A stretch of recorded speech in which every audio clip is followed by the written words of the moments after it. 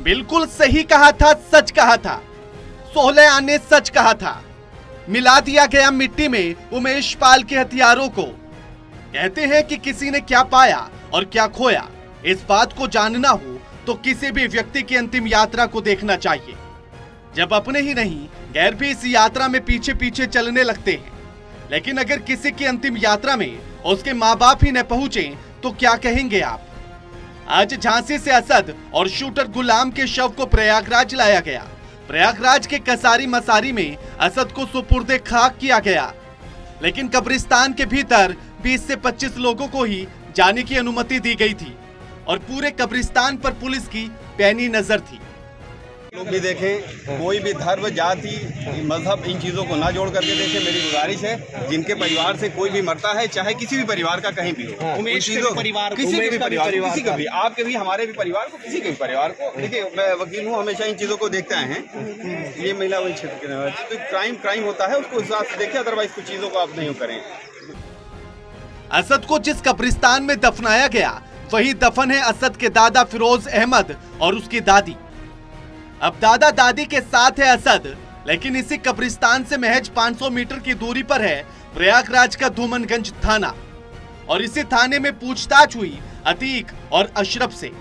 लेकिन अतीक और अशरफ को यह भी नसीब नहीं हुआ कि वो अपने बेटे को मिट्टी भी दे पाए, यानी कि अंतिम विदाई भी दे पाए। लेकिन इसको अतीक अशरफ के पैरों में बेबसी की बेड़ियां मत समझिएगा और ना ही समझिएगा मजबूरियों का कैदी। ये उसके किए की सजा है।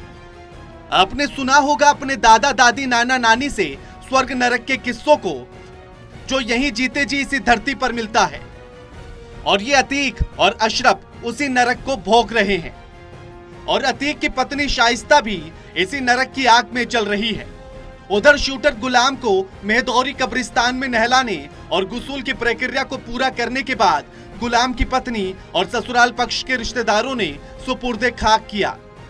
हमारे हिसाब से तो गलत नहीं किया। जब किसी को तुमने मारा गलत किया है, जो तुम्हारे पर कोई आया है तो हम कहते हैं गलत किया है, सही किया है। क्या आपको इस बारे में पूरी जानकारी थी कि वो अतीक के लिए काम करता था? अतीक के नहीं, अच्छा लड़का था, माँ बाप के लिए था, सबके लिए था। ये 2-3 महीना से कौन इसको ले रहा है, कौन बहकाया। अगर कोई भी अपराधी अपराध करता है, वो भी इस तरह का जघन्य अपराध जो है, तो कहाँ से आप उसको क्षमा करेंगे या कहाँ से हम उसको जस्टिफाई कर सकते हैं, कैसे जस्टिफाई कर सकते हैं? लेकिन सोचिएगा, खुद के नाम के आगे शूटर लगने के बाद खुद को गुलाम ने समझकर खुदा समझने लगा होगा। लेकिन उसके शव को लेने से उसके भाई और मां ने ही इनकार कर दिया। उसके लिए इससे बड़ा नरक और क्या होगा? प्रयागराज से आरिफ राजू के साथ नोएडा से national desk report, total TV.